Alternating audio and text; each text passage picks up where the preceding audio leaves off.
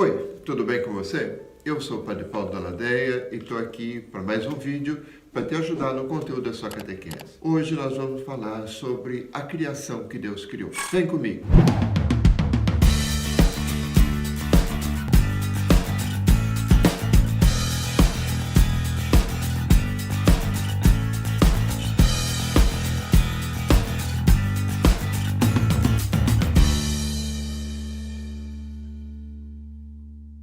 Olha, eu já fiz dois vídeos antes, um sobre o título de Deus como Pai e outro como podemos falar de Deus como Mãe. Quando falamos de Deus como Mãe é uma metáfora, mas quando falamos de Deus como Pai também, porque Deus é mais do que isso. Deus é Deus. A Bíblia nos diz que Deus criou homem e mulher como imagens e semelhança dele. Então não tem nada de mais, nada de ruim de falar de Deus como pai e nem de falar de Deus como mãe. Mas hoje nós queremos passar essa discussão e falar de uma coisa um pouco mais interessante, um pouco mais na moda, vamos dizer assim, que é a questão da criação que Deus fez. Tem muita gente que não gosta quando fala disso, especialmente o pessoal mais tradicionalista, que diz que nós estamos dando razão a uma filosofia do panteísmo, onde fala que o cosmos, a Terra, a grande Géa, que substitui Deus. Eu não quero falar em nada disso, tá? Eu quero falar da criação como obra de Deus, que inclusive está na Bíblia. É uma das verdades mais antigas, mais sólidas que a gente tem e está na Bíblia. E quando a gente fala, por exemplo, da criação, a gente não pode esquecer de falar do Papa Francisco. Em 2015, ele publicou uma encíclica chamada Laudato Si, que eu recomendo que você leia, tá? Eu vou colocar aqui embaixo no vídeo, vou colocar o link do Vaticano depois. Leia a Laudato Si se você puder. Se você achar mais complicado, leia uma versão mais resumida, uma coisa mais simples, mas leia. O Papa Francisco fez história na igreja quando publicou essa encíclica. Não que antes não se falasse nada sobre criação, claro que se falava, né? A Bíblia já fala, Jesus já falava, a teologia de todos os séculos da igreja falavam de criação, mas uma encíclica sobre a criação, o Papa Francisco inova. É como Leão XIII, quando publicou uma encíclica sobre o trabalho dos operários, sobre o mundo dos operários. Acharam que o Papa estava louco na época. Vamos internar esse papo porque está louco. Um Papa não pode publicar numa encíclica sobre um tema tão profano quanto esse. Essa foi uma reação de muita gente quando o Papa Francisco publicou a encíclica Laudato Si, falando sobre ecologia, né? O Papa está louco, enlouqueceu, ele está dando razão para os ateus, está dando razão para uma mentalidade que não é cristã. Tudo bobagem. O Papa fala de coisas bem básicas e bem tradicionais na teologia da Igreja Católica e na teologia da Igreja Cristã. Vamos começar, por exemplo, por Gênesis, né? O livro do Gênesis, ele quebra a teologia dos ídolos. Se antigamente o que valia é que existiam muitos deuses, muitos ídolos, e cada deus tinha um nome, cada deus tinha uma manifestação. Então nós temos o deus Sol, a deusa Lua, temos o deus Rio, o Nilo, temos esse e aquele, temos estrelas. A teologia do Gênesis diz, olha, tudo que existe, que nós vemos, foi criado por Deus. Ele é o único Senhor e o resto são manifestações criadas por Ele, são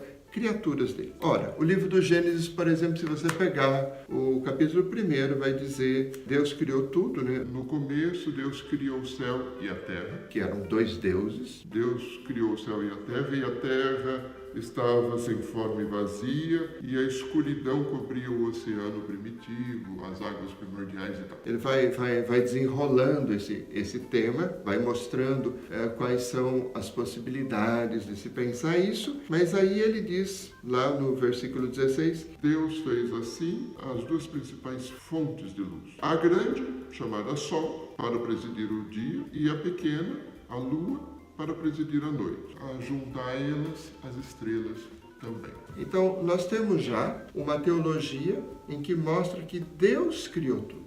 Não é para endeusar as coisas, mas elas são criaturas de Deus. Então, quebra com a teologia dos ídolos. Depois, se você pegar o Salmo 8, Por exemplo, o Salmo 8 diz da grandeza do homem, que Deus, quem é o homem para que Deus assim possa pensar nele? Deus o criou quase acima ou igual os anjos, a mesma estatura dos anjos, mostrando a fragilidade, o pequeno que é o homem, porque nós somos pequenos. O Cortella, quando você pergunta para ele, você sabe com quem está falando? Ele fala, eu sei, você é um pequeno ponto, num pequeno planeta, numa pequena galáxia, num ponto do universo mais distante e tal. E o Cortella, para brincar, ele coloca a nossa pequenez. Pois é.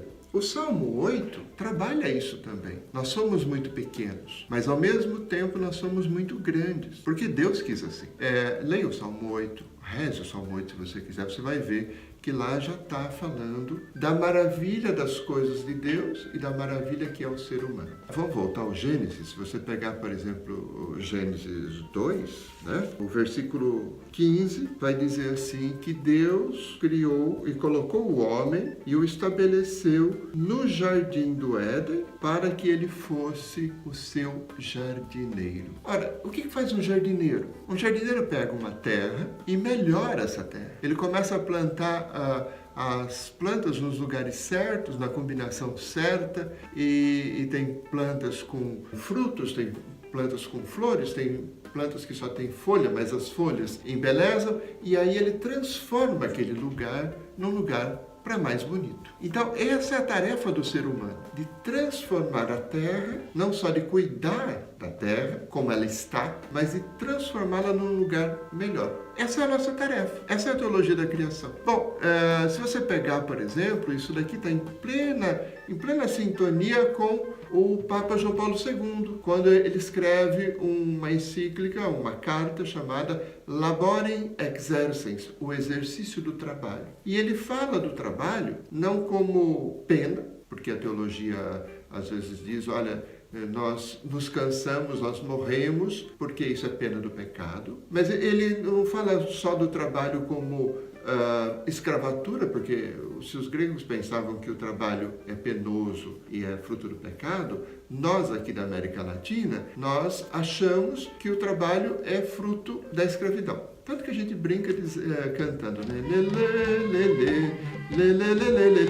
Não é isso? Para dizer da escrava Isaura, às vezes, a gente chama o outro de escravo, porque a gente acha que o trabalho é uma coisa menor. Não é para um cara livre, mas é para um cara escravizado. O Papa João Paulo II, ele trata o trabalho a partir de outra coisa, que é a partir da cocriação, que é um pouco a visão judaica. A visão judaica trabalha o trabalho como companheiro de Deus. Nós trabalhamos porque nós somos companheiros de Deus. Deus criou e agora a gente cuida para tornar ainda melhor. Quando a gente fala, por exemplo, de ecologia integral, nós estamos nesse sentido do trabalho, de transformar a casa, a terra, o universo, não num depósito de lixo, como a gente tem feito, e isso é um pecado contra a criação. O Papa Francisco, inclusive, diz isso, que nós precisamos cuidar da criação e não piorá-la. Quando a gente fala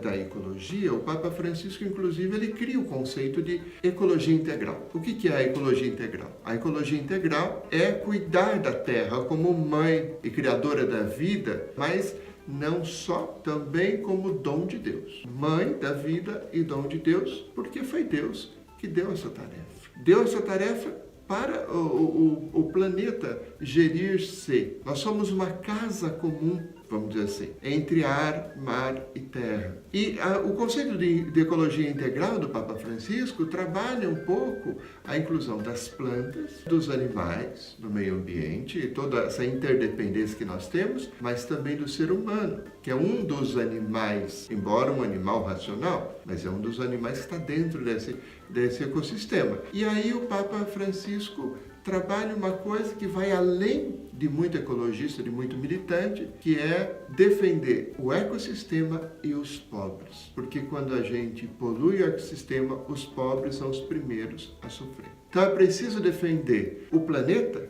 e é preciso defender as pessoas. Nós somos todos codependentes. É isso que diz a teologia da criação. Nós somos solidários no bem. ou no mal. Podemos proteger o meio ambiente e as pessoas, mas sobretudo os pobres, que é a visão bíblica. Hein? Deus, sobretudo, está preocupado com os pobres. Então, nós temos aqui, na teologia da criação, duas atitudes importantes. A primeira atitude, o maravilhamento. É preciso que a gente aprenda a olhar a criação e perceber que ela é uma maravilha que Deus criou e deu para nós. É preciso a gente se maravilhar, é preciso a gente louvar, é preciso que a gente tenha essa atitude, que não é só uma atitude ingênua, é uma atitude de reconhecimento. E a partir desse maravilhamento, a gente entender que Deus deu para nós. Então é preciso que nós tenhamos responsabilidade na manutenção ética do planeta. Então, quando a gente fala que um católico, um cristão não tem nada que falar de ecologia, nós estamos falando porcaria, para não dizer uma outra palavra. Nós estamos falando lixo. Estamos jogando lixo pela boca, porque nós temos tudo para falar sobre criação e para defender a criação, porque nós acreditamos que a criação é criatura de Deus. E se ela é criatura de Deus, nós precisamos defender, proteger, ter responsabilidade. Não estamos falando de panteísmo, não estamos falando da filosofia da Géia, nada disso. Deus criou tudo e Ele quer que nós participemos desse trabalho. Então, é esse o sentido, por exemplo, da gente dizer: creio em Deus, Pai Todo-Poderoso, Criador do céu e da terra. Ele é Criador do céu e da terra não só porque Ele é todo poderoso, mas também porque Ele é todo misericordioso. E na sua misericórdia, Ele fez tudo isso para que a gente pudesse usufruir e cuidar. Acho que tem muita coisa aqui para a gente entender, para a gente rezar. E se você puder, reze mais os salmos. O Salmo 1 é espetacular. O Salmo 8 é espetacular. Os dois são um pouco esquecidos. Não se esqueça deles. Reze com uma atitude de maravilhamento, com a atitude de responsabilidade, com o questionamento de como é que você pode melhorar esse planeta a partir da sua realidade, a partir da realidade dos seus catequizandos. É preciso pensar global, mas agir no local. Muito obrigado por você estar aqui comigo hoje. Até mais.